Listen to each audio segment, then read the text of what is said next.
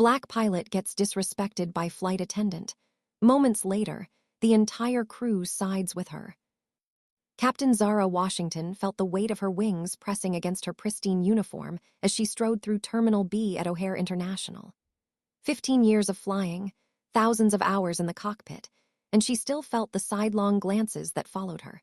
The woman who defied expectations in a profession where less than 3% of commercial airline pilots were black women. Today was supposed to be routine.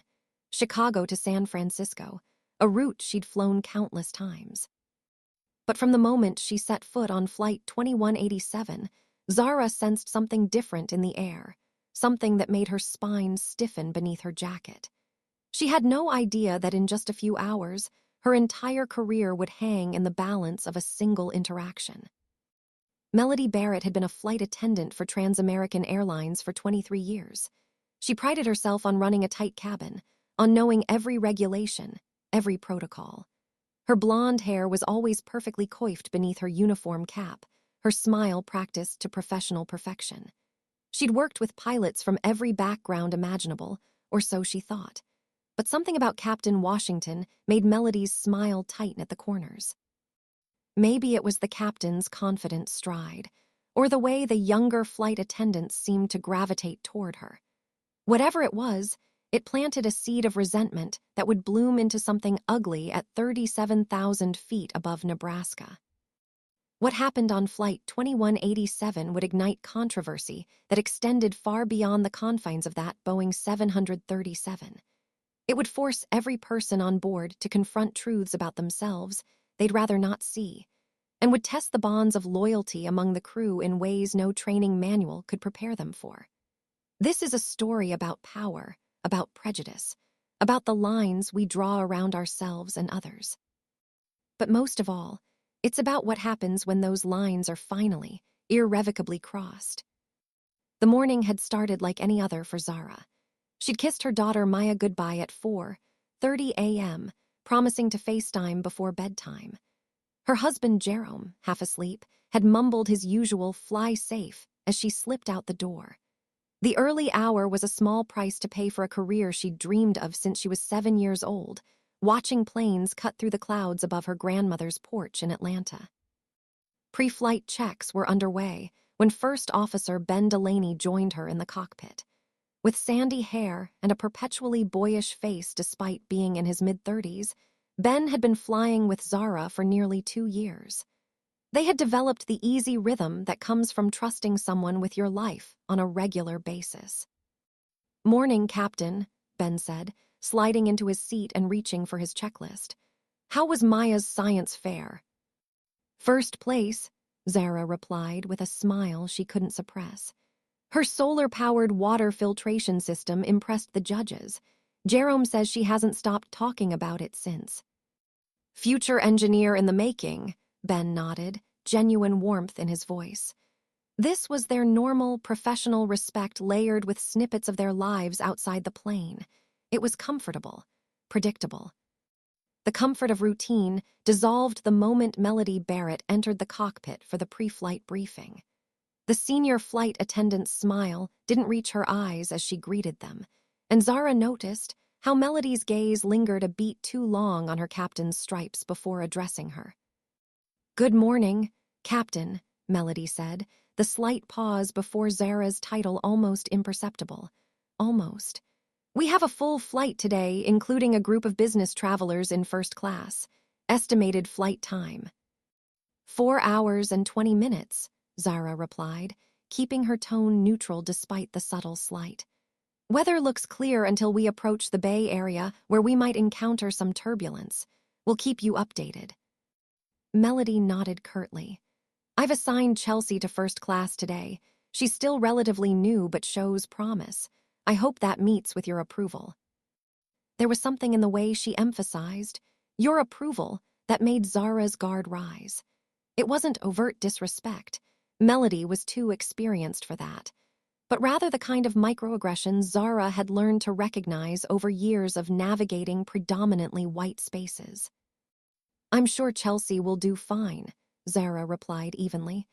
"I trust your judgment on cabin staffing."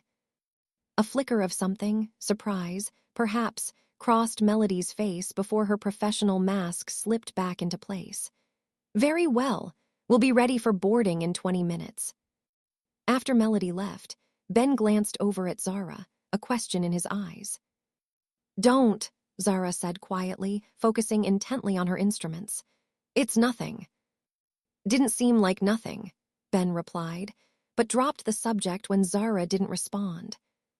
It was nothing, Zara told herself. Just another day of being hyper-aware of how others perceived her, of carrying the invisible weight of representation on her shoulders. She couldn't afford to be distracted by it, not when she had a plane full of passengers depending on her focus. Boarding proceeded smoothly. Zara made her usual welcome announcement, feeling a familiar surge of pride as she introduced herself as Captain Washington. No matter how many times she said those words, they never lost their power. 2 hours into the flight, as they cruised at altitude, Zara unbuckled to use the lavatory. The cockpit rules were strict. One pilot remained at the controls at all times, and the cockpit door was secured according to post-9/11 protocols. It should have been a routine break.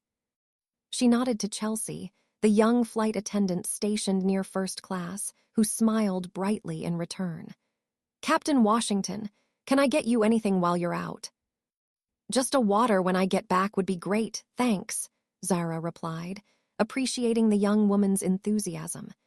Chelsea reminded her of herself 15 years ago, eager to prove herself, full of energy. Zara was washing her hands when she heard voices outside the lavatory door.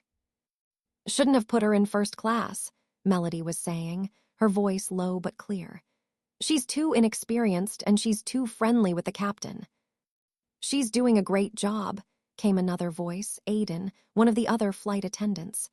"The passengers like her." "You don't understand," Melody said, a note of frustration in her voice. "It's about maintaining professional boundaries. Ever since they started this diversity hiring push, the whole dynamic of the crew has changed. Standards are slipping."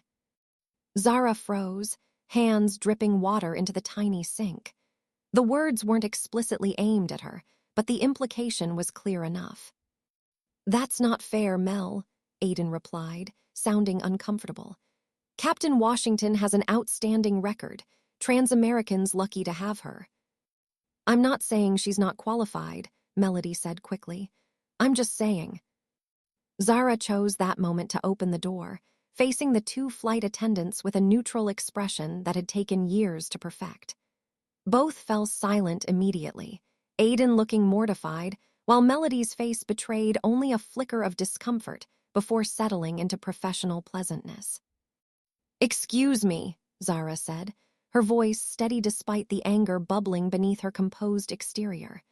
She moved past them toward the cockpit, aware of their eyes on her back. "Captain," Melody called after her, "Chelsea mentioned you wanted water. Let me get that for you." Zara turned, meeting the flight attendant's gaze directly. "That won't be necessary, Ms. Barrett. I'll get it myself during my next break." She used the woman's surname deliberately, a small reassertion of the professional hierarchy that Melody had subtly challenged. Then she returned to the cockpit, securing the door behind her and letting out a slow, controlled breath. "Everything okay?" Ben asked, glancing up from the controls. "Fine," Zara replied automatically, then reconsidered. "Actually, no. I just overheard Barrett making some comments about diversity hiring and standards slipping." Ben's expression darkened. "That's completely out of line." "It happens," Zara said with a shrug that belied the heaviness in her chest. "I've heard worse." "That doesn't make it okay," Ben insisted. "You should report her when we land." Zara shook her head. "And be labeled as oversensitive, as the angry black woman who can't take a little criticism. No thanks. I've worked too hard to build my reputation." "It's not about being sensitive. It's about basic respect." "In a perfect world, maybe," Zara replied, taking over the controls. "Let's just focus on getting to San Francisco." But the interaction had disturbed the equilibrium of the flight. During the next 2 hours, Zara was acutely aware of a tension that hadn't been there before. When Melody came to check on their needs, her professionalism was flawless, but there was a brittleness to it that hadn't been present earlier. Then came the turbulence, earlier and more severe than forecasted. Zara activated the seatbelt sign and made an announcement preparing passengers for rough air. The plane began to pitch and roll as they encountered a weather system not shown on their initial reports. Transamerican 2187, be advised we're getting reports of severe turbulence in your vicinity. Air traffic control's voice crackled through the radio. Recommend descending to 30,000 feet and adjusting course heading 240. Roger that, control. Descending to 30,000, new heading 240, Zara confirmed, already making the adjustments. She felt the familiar focus that came with managing challenging conditions, her personal concerns temporarily pushed aside by professional duty. The intercom buzzed. "Captain," came Melody's voice, tighter than usual.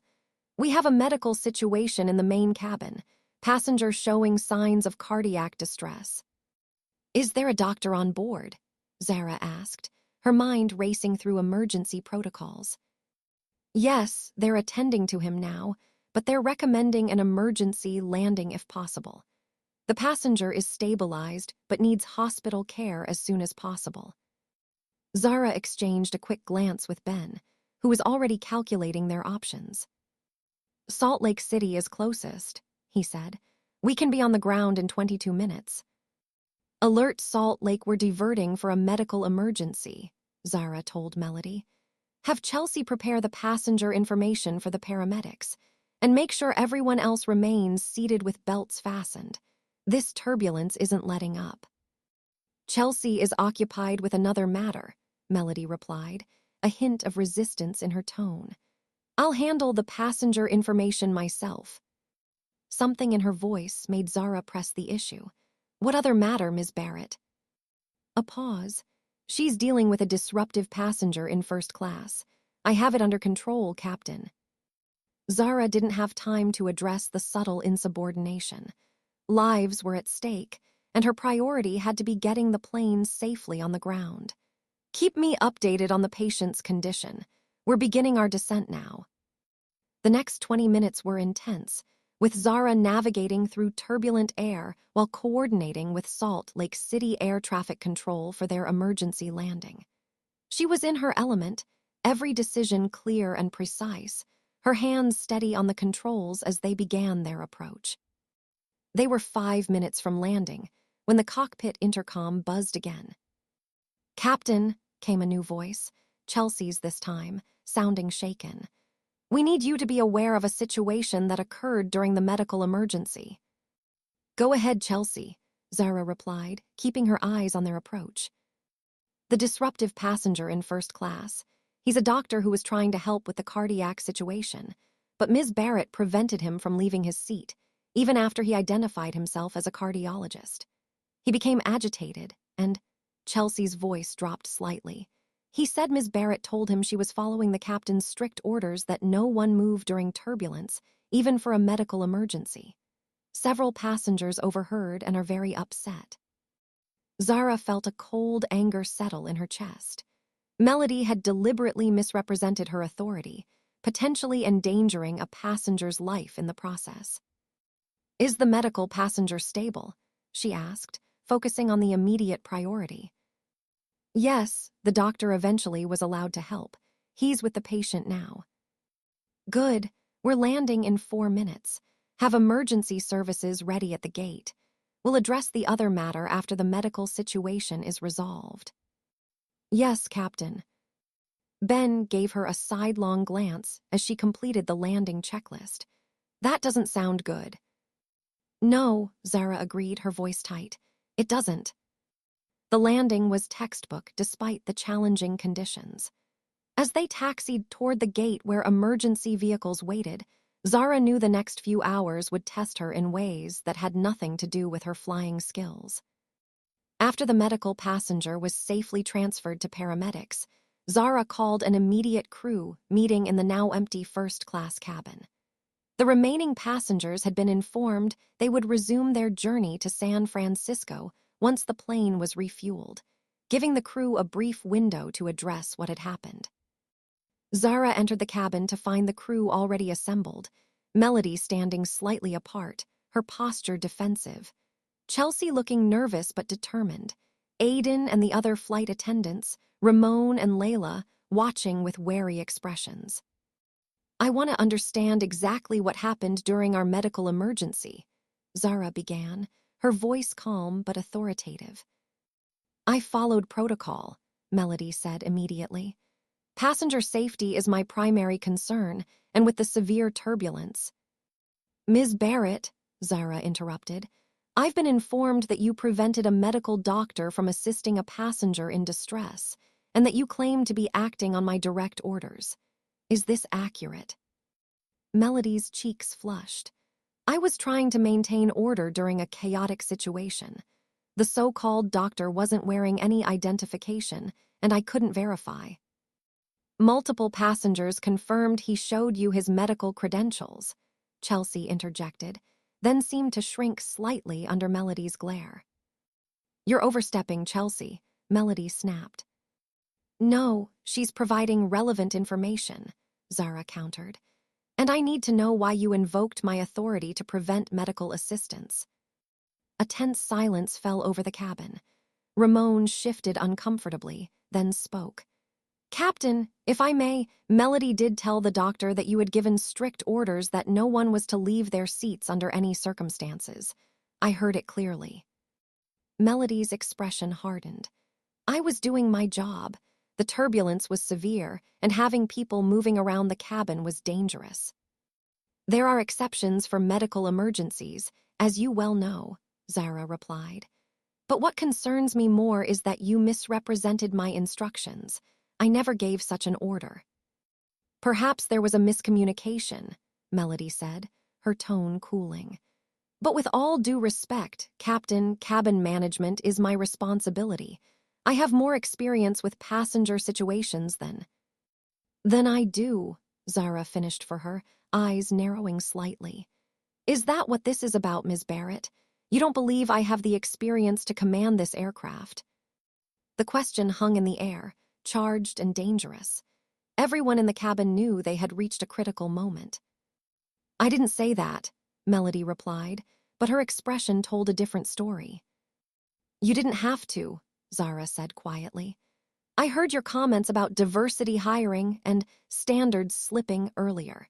Now I find you countermanding my authority during an emergency. I need to know if you have a personal issue with my command, because if so, we need to address it before we continue to San Francisco." "This is ridiculous," Melody said, looking to the other crew members for support. "I've served this airline loyally for over 20 years. I don't have to defend myself against accusations of what exactly? Racism. Is that what you're implying?" "I'm not implying anything," Zara replied steadily. "I'm stating facts. You made comments about diversity hiring that were inappropriate. You prevented medical care by falsely using my authority, and now you're being defensive rather than accountable." Ben, who had remained silent until now, stepped forward. "As first officer, I need to add that Captain Washington's assessment of the situation is fair. This isn't about anyone's length of service or loyalty to the airline. It's about crew cohesion and respect for the chain of command." Melody looked around at the other crew members, her expression hardening as she realized she didn't have the support she expected. "So that's it. You're all taking her side, after all the years we've worked together." "This isn't about sides," Aiden said gently. "It's about what actually happened today. What happened is that I made a judgment call during turbulence to keep passengers safe," Melody insisted. "And now I'm being vilified for it because everyone's so afraid of appearing politically incorrect." Zara took a deep breath, recognizing the conversation was spiraling in an unproductive direction. "Ms. Barrett, when we land in San Francisco, I'll be filing an incident report detailing today's events. You'll have the opportunity to provide your perspective in writing. For now, I need to know if you can perform your duties professionally for the remainder of this flight, or if I need to request a replacement flight attendant. It was a direct challenge, one that forced Melody to either acknowledge the authority structure or openly rebel against it. After a long moment, Melody's shoulders sagged slightly. I can perform my duties, Captain. Good, Zara nodded. Because despite our differences, we have a plane full of passengers counting on all of us to work together. Let's not let them down. The meeting disbanded, with crew members returning to their preparations for the continuing flight. As they dispersed, Chelsea approached Zara hesitantly. Captain Washington, I just wanted to say, I admire how you handled that. It couldn't have been easy. Zara gave her a small smile. It wasn't, but sometimes leadership means having difficult conversations. You did the right thing by speaking up, Chelsea. Don't let anyone tell you otherwise. Chelsea nodded, looking somewhat reassured as she moved to help with the boarding preparations. As Zara turned to head back to the cockpit, she found Ben waiting for her. That was impressive, he said quietly. But you realize Barrett might file a counter-complaint. I know, Zara sighed. And she has seniority and connections that I don't. But I couldn't let it slide, Ben. Not just for me, but for everyone who comes after me. For what it's worth, Ben said, I think the rest of the crew will back your version of events. What she did was out of line. We'll see, Zara replied, not wanting to count on support that might evaporate under pressure. She'd seen it happen before, initial solidarity giving way to institutional self-protection. As they prepared for the continuation of their flight to San Francisco, Zara felt the weight of the confrontation settling on her shoulders. She had stood her ground, but at what cost? Would this incident become a black mark on her record? Would Melody's connections in the airline protect her from consequences? The questions lingered as they completed their pre-flight checks. The remainder of the journey proceeded without incident, though the atmosphere among the crew was markedly different. Melody performed her duties with cool professionalism, avoiding unnecessary interaction with Zara. The other flight attendants seemed to be walking on eggshells, careful not to appear to be taking sides while still doing their jobs. When they finally touched down in San Francisco, Zara felt a mixture of relief and apprehension. The flight was over, but the repercussions of the day's events were just beginning.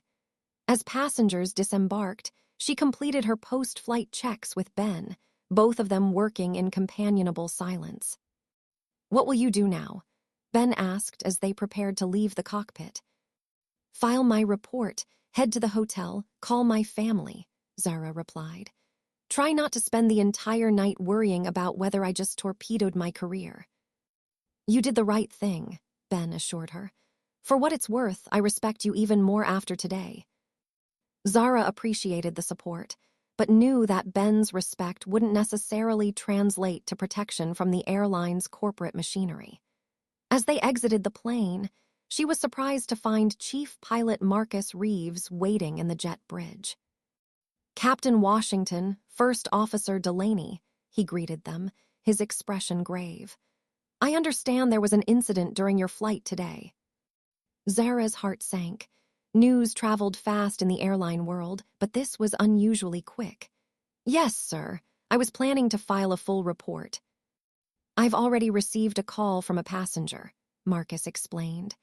Dr. William Chen, the cardiologist who assisted with the medical emergency. He was quite vocal about what happened. I see, Zara said carefully, unsure whether this development would help or hurt her case. He specifically praised your handling of the emergency landing, Marcus continued, but expressed serious concerns about how the senior flight attendant managed the situation in the cabin. A small flicker of hope kindled in Zara's chest, though she kept her expression neutral. I'd be happy to discuss the details in private, sir. Of course, my office, once you've completed your post-flight duties. Marcus nodded to both of them and walked away, leaving Zara and Ben exchanging surprised glances.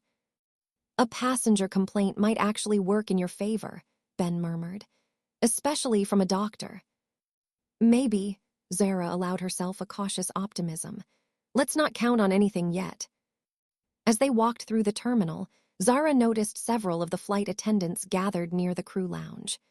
To her surprise, Chelsea, Aiden, Ramon, and Layla approached her as she passed. Captain Washington, Aiden spoke first, glancing at his colleagues for confirmation. We wanted you to know that we're all planning to include what we witnessed in our reports. What happened wasn't right. We've worked with Melody for years, Layla added, her voice quiet but firm. But that doesn't mean we can ignore what she did today. Zara felt a surge of emotion that she carefully controlled. Thank you. I appreciate your integrity. If you've enjoyed this flight saga so far, please hit that subscribe button and let me know in the comments where you're watching from. Your support means everything, and I'd love to know which part of the world is following Zara's journey through the skies. It's not just about integrity, Ramon said, seeming to choose his words carefully. Some of us have experienced similar attitudes. We just haven't always had the courage to address them.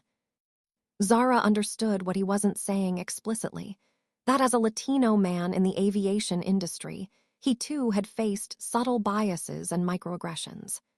The recognition of their shared experience, though different in many ways, created an unexpected bond. Well, I appreciate you all speaking up now, she told them. It matters.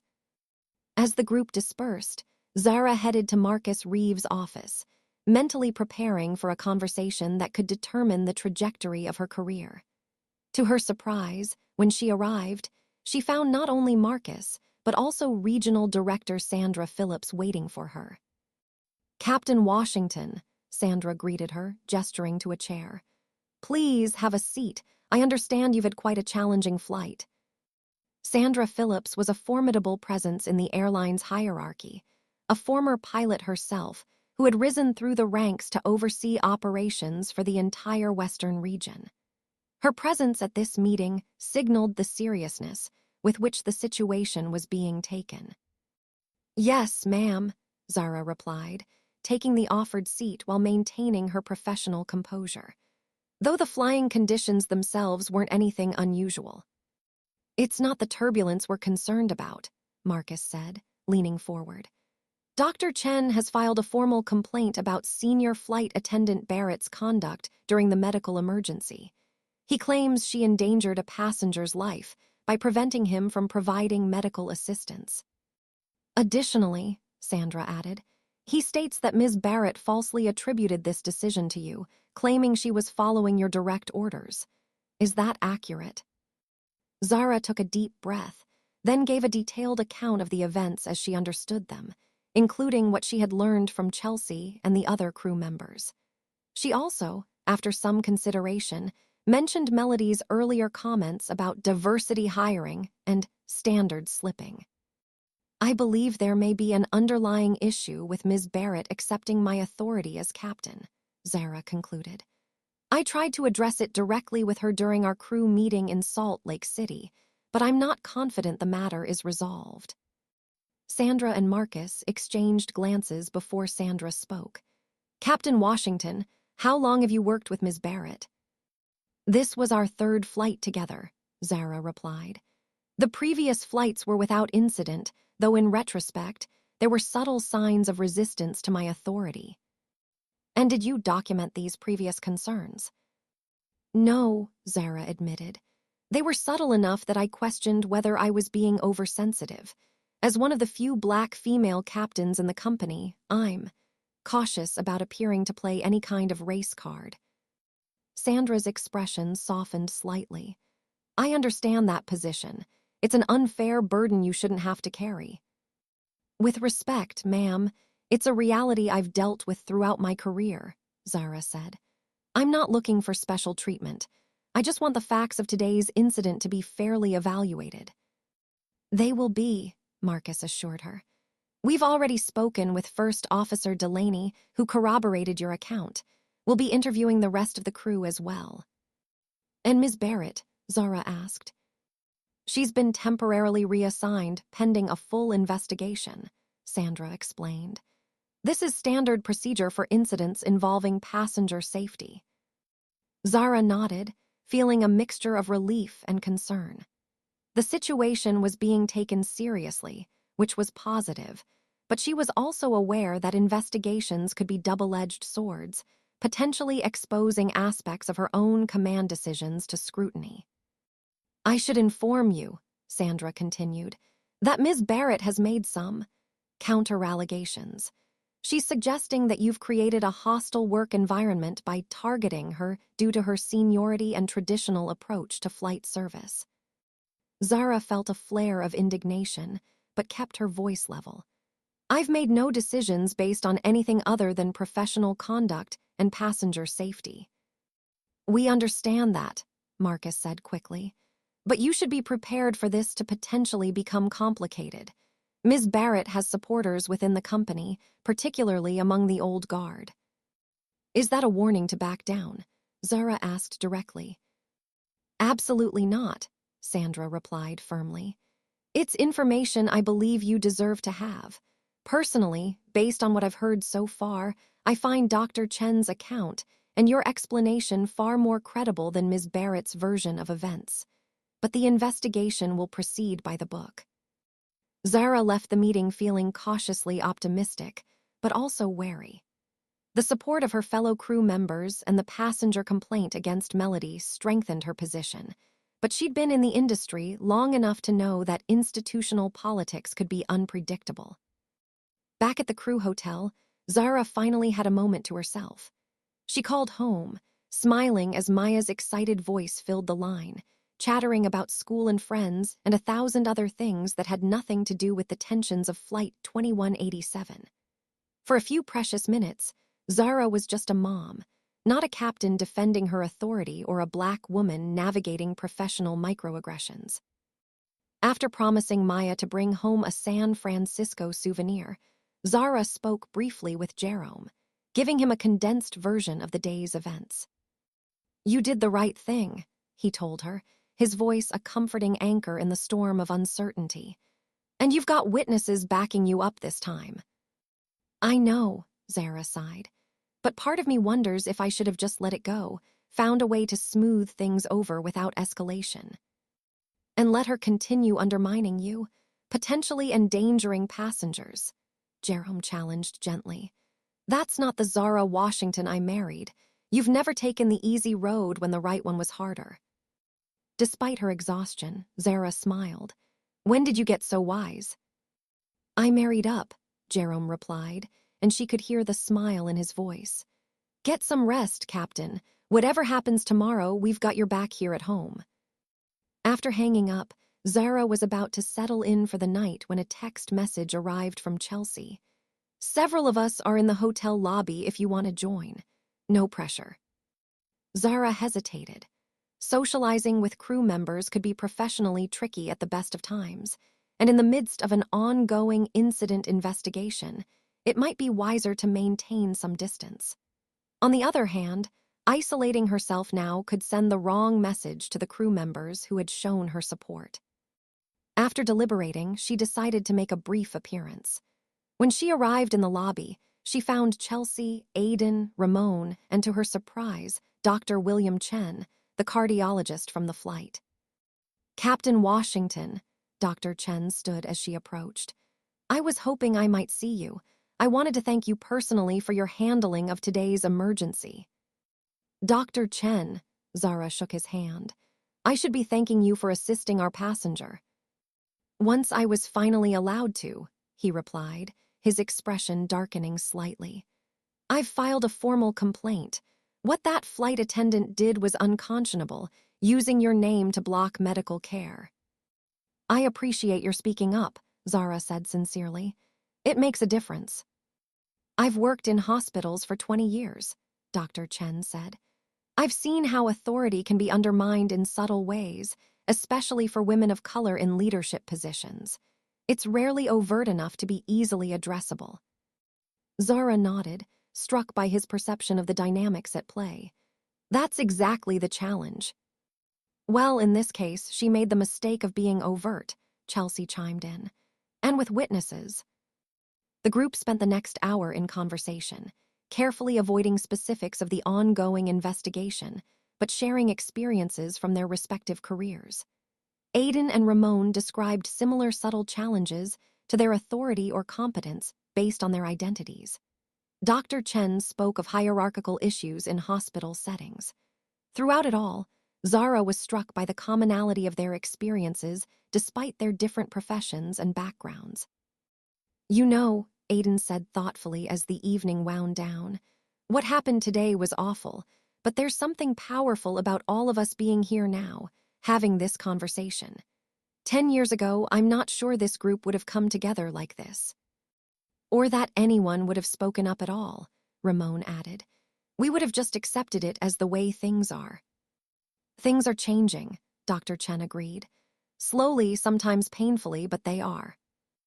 Zara thought about her daughter Maya, growing up in a world that was indeed changing, yet still carrying so many of the same biases she herself had faced.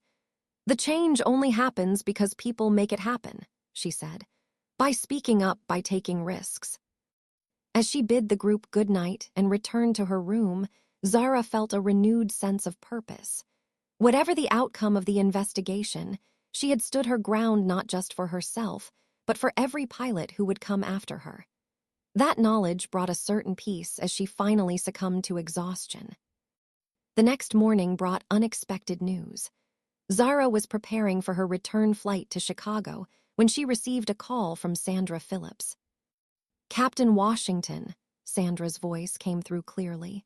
"There's been a development. Ms. Barrett has withdrawn her counter-allegations and has requested a transfer to a different base." Zara blinked in surprise. "That's unexpected." "It seems your crew was quite unified in their accounts of what happened," Sandra explained. "And Dr. Chen's complaint was detailed and damning. I suspect Ms. Barrett realized her position was untenable." "I see," Zara said, processing this turn of events. "And the investigation?" "It will continue to its conclusion, as is proper," Sandra assured her.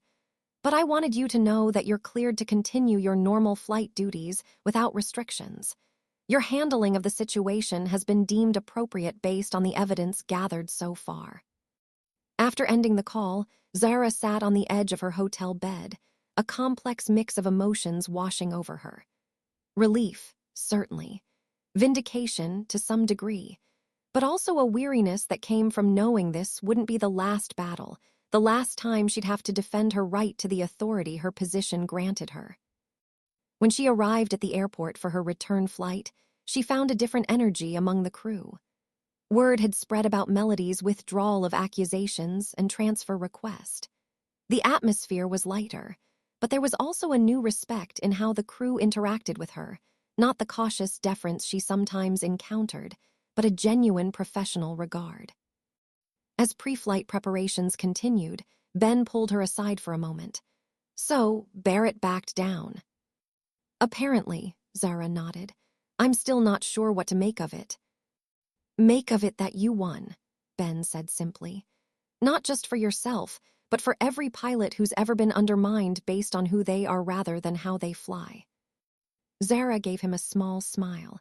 "When did you get so philosophical, Delaney?" "I've been hanging around you too long," he quipped. "It's rubbing off." The flight back to Chicago was smooth, meteorologically and otherwise. As the familiar skyline came into view, Zara felt a sense of completion that went beyond the simple conclusion of a round-trip journey. Something had shifted, not just in how the crew perceived her, but in how she perceived herself. She had always been confident in her flying abilities, but now she felt equally confident in her right to command respect for those abilities. After landing, as passengers disembarked, Zara was surprised to see Chief Pilot Marcus Reeves waiting in the jet bridge once again. "Captain Washington," he greeted her. "Got a minute?" "Of course," she replied, curious about this second unusual appearance. They stepped aside as passengers streamed past. "I wanted to let you know personally that the executive team has reviewed the preliminary findings of the investigation," Marcus said. "They were impressed with your professionalism throughout the incident." "I appreciate that," Zara said, waiting for the other shoe to drop. In her experience, praise from management was often followed by a but. There's something else, Marcus continued. The airline's Diversity and Leadership Initiative panel has been looking for experienced captains to head up a new mentorship program. After reviewing your record and seeing how you handled this recent situation, they'd like you to consider taking a leadership role. Zara hadn't expected that. What kind of leadership role? Developing protocols for addressing bias incidents, mentoring junior pilots from underrepresented groups, providing input on company policy, Marcus explained.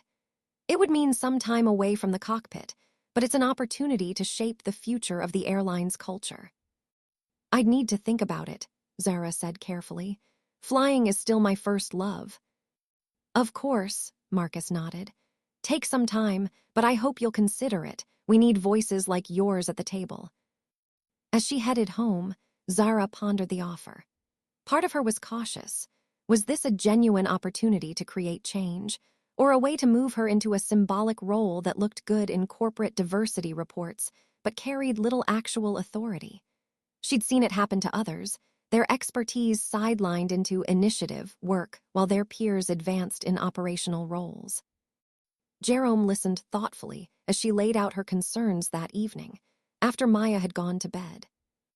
It could be a trap, he acknowledged, or it could be a genuine chance to make things better for the next Zara Washington coming up through the ranks. That's what I keep coming back to, she admitted. What if I could help create a system where the next Black female captain doesn't have to prove herself constantly, where she's just a captain like anyone else? Then maybe it's worth the risk, Jerome suggested. And if it turns out to be window dressing, you can always go back to full-time flying. Zara thought about Flight 2187, about the moment she'd confronted Melody Barrett's subtle undermining of her authority. She'd taken a stand then, not knowing the outcome. Perhaps this new opportunity required the same courage, stepping into uncertain territory for the chance to create meaningful change. 2 weeks later, Zara sat in a conference room at Transamerican's headquarters, facing a panel of executives and human resources representatives. She had accepted the invitation to discuss the mentorship program, but with her own stipulations. She would continue to fly regularly, maintaining her captain's status and hours, while dedicating part of her schedule to the initiative. We want this program to have real impact, she explained to the panel. And that means keeping one foot firmly in the operational reality of the airline. I can't effectively mentor pilots if I'm not regularly in the cockpit myself. To her surprise, her conditions were accepted with minimal pushback. As the meeting concluded, Sandra Phillips approached her. I'm glad you decided to take this on, she said, and I respect your insistence on continuing to fly. It would have been easier for the company to move you into a purely administrative role. Easier, but less effective, Zara replied. Change doesn't happen from conference rooms alone. Sandra smiled. No, it doesn't. It happens in cockpits and cabins, in the everyday interactions that make up this airline. What happened on Flight 2187 was unfortunate, but it exposed issues we need to address. And sometimes, that's how progress begins, with uncomfortable truths finally coming to light. 6 months later, Zara stood before a group of 20 pilot candidates, men and women from diverse backgrounds, all part of Transamerican's expanded recruitment initiative. Among them was a young Black woman whose eager expression reminded Zara of herself 15 years earlier. Aviation isn't just about understanding complex systems and mastering technical skills, Zara told them. It's also about leadership, about earning and giving respect, about creating an environment where every member of your crew can perform at their best. She shared a carefully anonymized version of what had happened on Flight 2187, using it to illustrate the complexities of command and the importance of addressing bias directly. The hardest challenges you'll face might not be in the air, she concluded. They might be in those moments when you have to decide whether to speak up or stay silent, whether to confront a problem or work around it. I can't tell you which choice is right in every situation, but I can tell you that your voice matters, your perspective matters, and sometimes Taking a stand not only changes your own flight path, but helps clear the air for everyone who follows. After the session, the young woman who had caught Zara's attention approached her hesitantly. "Captain Washington, I just wanted to say thank you. I've been told so many times that I need to fit in to succeed in this industry. It's refreshing to hear someone say that sometimes standing out is exactly what's needed." "What's your name?" Zara asked. "Amara Williams," the young woman replied. "I've completed my commercial certification, and Transamerican is my dream airline." "Well, Amara Williams," Zara said, feeling a connection across generations of Black women in aviation, "I look forward to seeing you in a Transamerican uniform. This industry needs your voice, too." As she watched Amara walk away, shoulders squared with new confidence, Zara thought about all the unseen connections that linked their journeys. The barriers broken by pioneering Black pilots like Bessie Coleman and Willa Brown. The institutional changes fought for by generations of women in aviation. The small daily acts of courage by countless professionals who refused to be limited by others' expectations. Flight 2187 had been one moment in that long continuum of change, a moment when speaking up had mattered, when standing firm had made a difference. For all the discomfort it had caused, Zara wouldn't trade that moment now. It had become part of her story, part of her airline's story, and perhaps even a small part of aviation's ongoing story. That evening, as she prepared for a flight to Tokyo the next day, Zara received an unexpected email. It was from Chelsea, the young flight attendant from Flight 2187, who had recently been promoted to purser. "Captain Washington," the message read, "I just wanted to share some news. Yesterday, I had a situation where a passenger questioned whether a female pilot was really qualified to fly the plane. Instead of awkwardly changing the subject like I might have done before, I calmly explained that our captain had thousands of hours of experience and was one of the airline's most skilled pilots. I thought about how you handled things 6 months ago, and it gave me the confidence to address the comment directly. Small victory, maybe, but it felt significant. Thank you for showing us what leadership looks like. Looking forward to flying with you again someday." Zara smiled as she closed the email. Small victories indeed, but they added up over time, changing the atmosphere in the cabin, in the cockpit, in the sky itself. One flight at a time, one conversation at a time, one moment of courage at a time. That was how change happened. That was how the story of aviation continued to unfold, becoming more inclusive with each passing generation. And somewhere in that unfolding future, a young pilot named Amara Williams would perhaps face her own Flight 2187, her own moment of truth. When that moment came, Zara hoped she would remember the words spoken to her by a captain who had faced similar challenges and emerged stronger for them. She hoped Amara would find her voice, stand her ground, and then someday pass that courage on to someone else. Because that was the true meaning of leadership at 37,000 feet, not just safely guiding a plane through the clouds, but helping to chart a course toward a more equitable horizon, one that every pilot, regardless of who they were, could navigate with dignity and respect. As the sun set over Chicago, Zara finished packing for her Tokyo flight, satisfied in the knowledge that today, tomorrow, and in all the days to come, she would be exactly who she was meant to be. Captain Zara Washington. Not a symbol, not a token, but a pilot who had earned her wings, her stripes, and the right to fly her own course through the vast, open sky.